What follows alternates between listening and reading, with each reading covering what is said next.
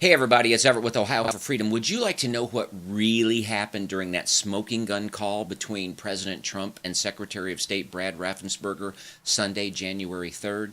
Well, it's not what the media is telling you. It's not that hard to figure out. We're going to get absolutely on top of it. Here we go. I hear the sweet sound of freedom, and I won't be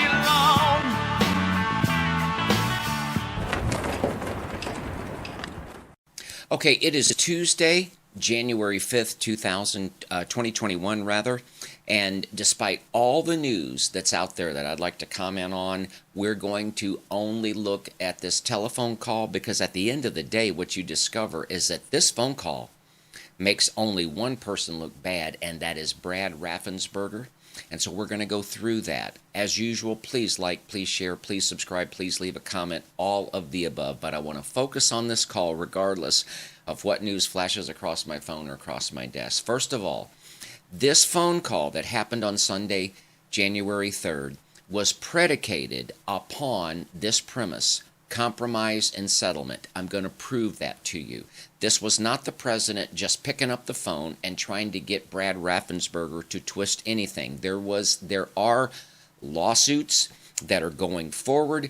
These are two parties that are involved in litigation, and it's very, very customary for two parties that are headed towards court to take a time out and say, hey, rather than battle this all the way through, let's see what we can agree on to relieve as much pain and suffering. That's the premise. It's right there. But I want to describe this call to you because not everybody has time to go through and listen to the whole thing that lasts an hour. And if you do, your eyes can kind of glaze over, but I've taken some time to study it. And the conclusion is actually quite startling, and that's what I hope to share with you in this video. But I want to describe the call to you in this manner. It begins with Chief of Staff Mark Meadows introducing the various people on the call. I'm going to play a clip that shows you that right now. This is Mark Meadows, the Chief of Staff, just so we all are aware. On the line is Secretary of State and two other individuals, Jordan and Mr. Germany.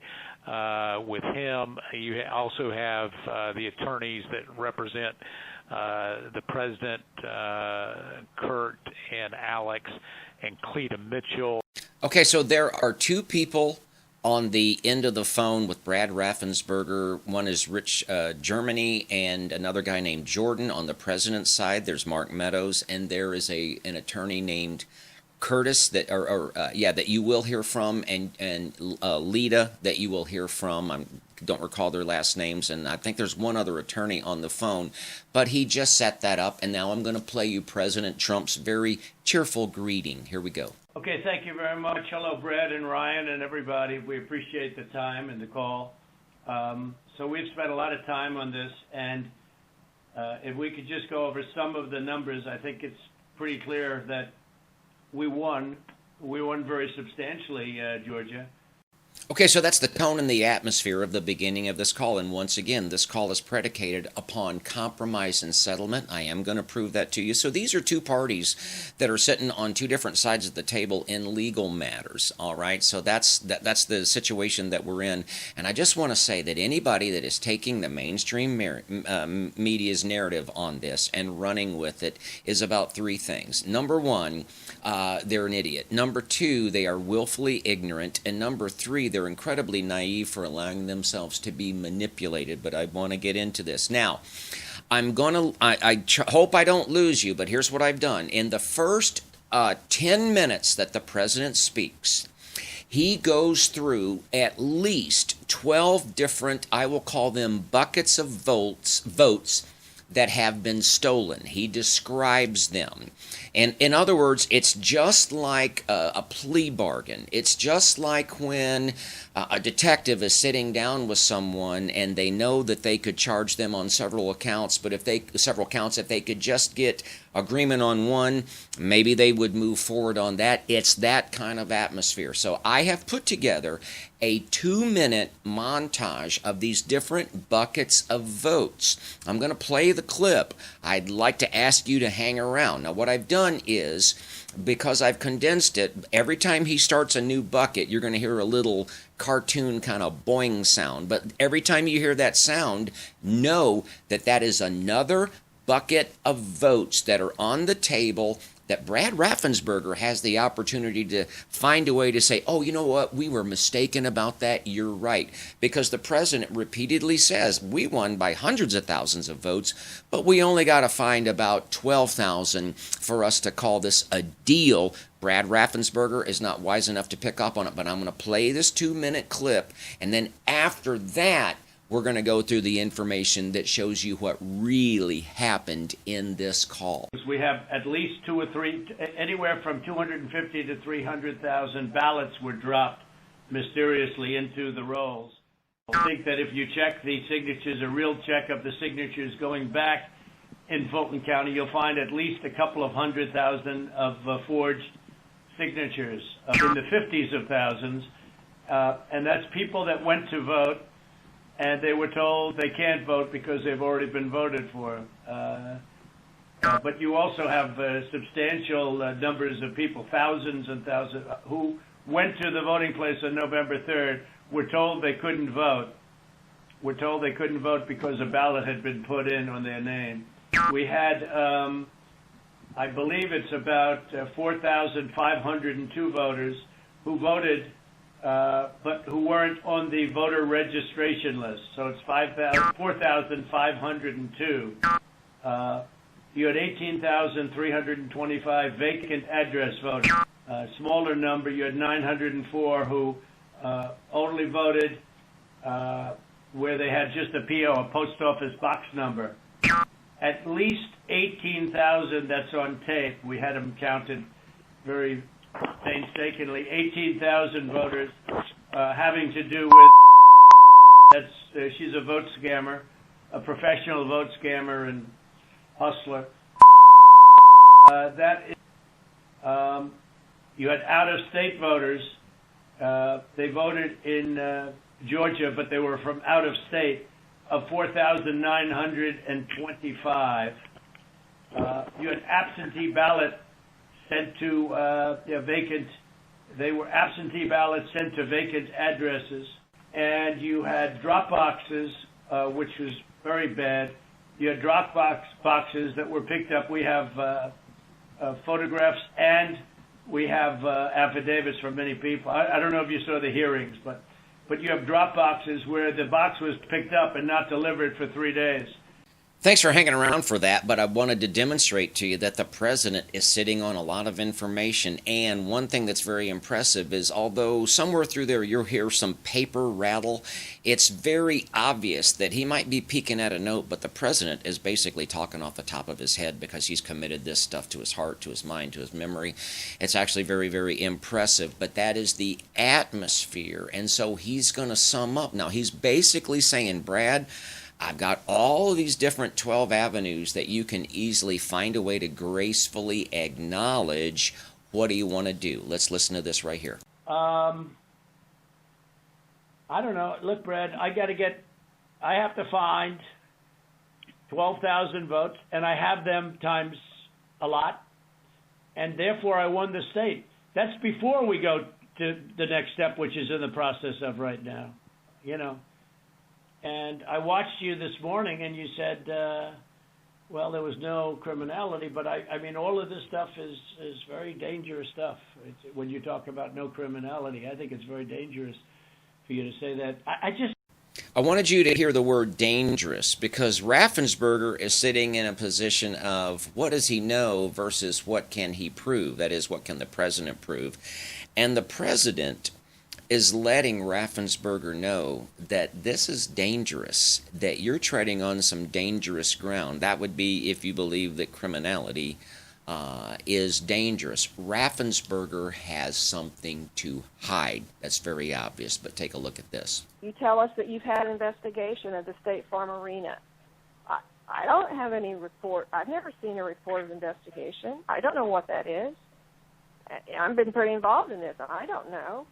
And that's just one of, 25 categories. What the president's attorney, first name Lita, just said was that there's at least 25 categories where Raffensperger has been withholding evidence. And this is going to come up in a minute, but just your familiarity with legal proceedings, since when does one side of a legal proceeding get to have information that is not disclosed to the other? I mean, if you're going to use something as evidence, you've got to disclose it to the other side, and Raffensperger has been holding it out. But we're not done with Lita's discussion quite yet. And it doesn't even, and as the president said, we haven't even gotten into the Dominion issue. That's not part of our case. It's not part of, we just didn't feel as though we had any way to be able to develop. No, we do have a way, but I don't want to get into it because Exactly. we found a way in other states, Lita, excuse me, but we don't need it because we're only down 11,000 votes, so we don't even need it. Now things are going to begin to move in the direction that shows you exactly what happened in this call. The president's attorney, once again, is laying it out that there's areas where we've requested information, you're hiding it from us, Brad Raffensperger. The president follows up by saying we have remedies that we can use, but we don't need them if we can just be reasonable. And now you're going to hear from the president's other attorney echoing that they have submitted requests, that they haven't gotten information back, and finally Brad Raffensperger's attorney is going to speak up and say, you know what, guys, there's just some things we can't show you. It's unbelievable, but we're going to see it right now. We do not have the internal numbers from the Secretary of State, yet we have asked for it 6 times. I've sent a letter over to Mr. Anulowicz several times requesting this information, and it's been rebuffed every single time. So it stands to reason that if the information is not forthcoming, there's something to hide. That's the problem that we have. Well, that's not the case. There are things that you guys are entitled to get, and there's things that under law we are not allowed to give out. Well, you have to. Well, under law, you're not allowed to give faulty election results, okay? You're not allowed to do that, and that's what you've done. This is a faulty election result. Pop goes the weasel, because that was a weasel speaking just before the president. There's things we're not allowed to show you, so think about this, ladies and gentlemen. The Secretary of State of Georgia, through his attorney, is putting out the notion that in a free, fair, transparent election, there are things that he can know that the public doesn't know. Aside from how exactly this person, one individual, voted, is there any other information that the public can't know yet?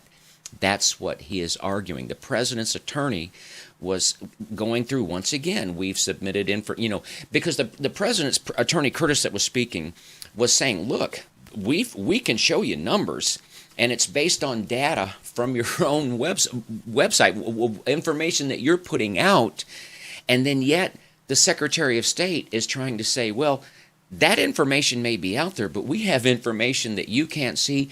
Doesn't make any sense whatsoever. Once again, when you go into any criminal trial that you've ever seen on television, whether it was real or whether it was on TV, you know that if one side has evidence, they have to disclose it to the other side. But still, the president's attorney comes up with a workaround, and he's going to present it right now. Mr. President and Cleta, this is Kurt Hilbert, if I might interject here for a moment. Ryan, I would like to suggest that just 4 categories that have already been mentioned by the president that have actually hard numbers of 24,149 votes that were counted illegally. That in and of itself is sufficient to change the result or place the outcome in doubt. We would like to just sit down with your office, and we can do it through purposes of compromise and settlement just like this phone call, just to deal with that limited category of votes. And if you are able to establish that our numbers are not accurate, then fine. However, we believe that they are accurate. We've had now 3 to 4 separate experts look at these numbers. These numbers are based upon the USPS. And certified accountants looked at them. Correct. And this is just based on USPS data and your own Secretary of State data. So that's what we would entreat and ask you to do, to sit down with us in a compromise and settlement, proceeding, and actually go through the registered voter IDs and the registrations. And if you can convince us that that 24,149 is inaccurate, then fine. But we tend to believe that that is, obviously more than 11,779. That's sufficient to change the result entirely in and of itself. So what would you say to that, Mr. Germany? Kurt, I'm happy to. I'll get with our lawyers and we'll set that up. That number is not accurate, and I think we can show you for all the ones we've looked at why it's not. And so if that would be helpful, I'm happy to get with our lawyers and set that up with you guys. All right, that was a little lengthy, but let me just break it down for you. That was the president's attorney basically saying, look, we have a certain bucket that's easy to talk about. Set aside all those other buckets, Dominion and all those things. We have a bucket of votes, and we are proposing that we sit down with your attorneys, and we will show you why we believe what we believe. And hey, if we're proved to be wrong, we'll be proven to be wrong on that set of buckets. And you heard Brad Raffensperger's attorney say, we'll set that up. You heard him say that. And you also heard the president's attorney say compromise and settlement. He referred to that twice in this clip, compromise and settlement, as on this call. This entire call was about compromise and settlement. So I've proven that to you. All right. But the attorney for Raffensperger says, we'll set that up, and then he still maintains that he's right and the president's wrong. But remember that he agreed that we would set that up. And so now Mark Meadows is going to come on, and he's going to acknowledge that the two parties have agreed that they will get together and go over these numbers. Here's Mark Meadows. Well, Mr. President, this is Mark. Let me just. It sounds like we've got two different sides agreeing that we can look at those areas, and I assume that we can do that within the next 24 to 48 hours to go ahead and get that reconciled, so that we can look at the two claims and making sure that we get the access to the Secretary of State's data to either validate or invalidate the claims that have been made. Is that correct? So that's not what I said. I'm happy to sit down with, or have our lawyers sit down with Kurt and the lawyers on that side and explain to him, hey, here's, based on what we've looked at so far, here's how we know this is wrong, this is wrong, this is wrong, this is wrong, this is wrong. And so what you're saying, Ryan, hold on, let me make sure. So what you're saying is you really don't want to give access to the data. You just want to make another case on why the lawsuit is wrong? Pop goes the weasel again, because the weasel just spoke, and you just heard him say, we'll set that up. And so when Mark Meadows says, okay, we're agreeing that our side will get with your side, and then he says, no, that's not what I said. That's not what I said. What I meant was, you guys can come in and we'll just show you why we're right. Right. And that he's going to sit on data that the public is not allowed to know, the public is not allowed to see. Folks, this guy is a weasel, but this is the crux of what really happened. And he's doing it under the pretext that there's things that we just can't show you by law. But yet, the president's attorney once again comes up with a workaround, and he's going to present it now, and it's going to be agreed to. Hang on, because this is what this subject, this video, what really happened is all about. I don't think we can give access to data that's protected by law, but we can sit down with them and say, but hey, you're allowed to have a phony election? You're allowed to have a phony election, right? No, sir. To get to this issue of the personal information and privacy issue, is it possible that the Secretary of State could deputize the lawyers for the president so that we could access that information, that private information, without you having any kind of violation? I don't think we can share with you any data that's protected by law. I don't think. Well, that sounds real precise, doesn't it? No. It sounds like a well-paid attorney being intentionally evasive. And does he cite the statute that he's supposedly referring to. What part of Georgia law does he reference that prevents? Now think about this: in a free and fair and transparent election, and I understand if you can't show that John Doe voted for candidate A or candidate B, and you have to protect that privacy, well, of course. But does it really make sense that information regarding voter registration was a vote legally cast? Was it from an up-to-date voter roll, etc.? That information should be somehow privileged, somehow hidden, and kept from the public? No, it does not pass the smell test. And so the workaround is, okay, then let the people on the president's team be deputized so they can be, at least in terms of this process, contractors or employees temporarily of the state or have some kind of status. Very simple concept to understand. Very reasonable. And if I were to have let the clip play, the president says, hey, they can sign a confidentiality agreement, and the president says, I don't have to see it. That he personally does not have to see it. Extremely reasonable, sensible workaround. Does Raffensperger and his attorney, do they agree with it? Let the truth come out. And the real truth is I won by 400,000 votes, at least. That's the real truth. But we don't need 400,000 votes. We need less than 2,000 votes. And are you guys able to meet tomorrow, Ryan? I'll get with Chris, the lawyer who's representing us in the case, and see when he can get together with Kurt. All right. Ryan will be in touch with the other attorney on this call, Mr. Meadows. Thank you, President Trump, for your time. All right, y'all. The system here has crashed at least 6 times since the beginning of making this video. This is the 3rd camera system. So if it seems disjointed, my apologies. It's just something that we're dealing with. But, so, the attorney for Brad Raffensperger just said he will have Chris, the attorney that's working on the case for Brad's Raffensperger, get in touch with Kurt and the other lawyers. My question would be, if Chris is the lawyer representing this case, why ain't he on the call? Why isn't he there?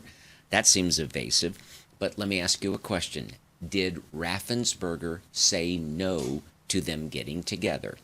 No, he didn't. He never objected to them getting together. His attorney, once again, Ryan says, I will have Chris get with your guys to see when they can get together.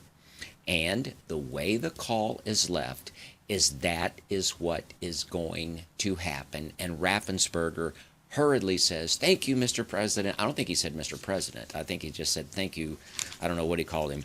And so he's off of that call. So what did Raffensperger do? So let's just put a summary on this, folks. And I'm just going to say this. I saw the initial press release and the initial clip that the Washington Post released.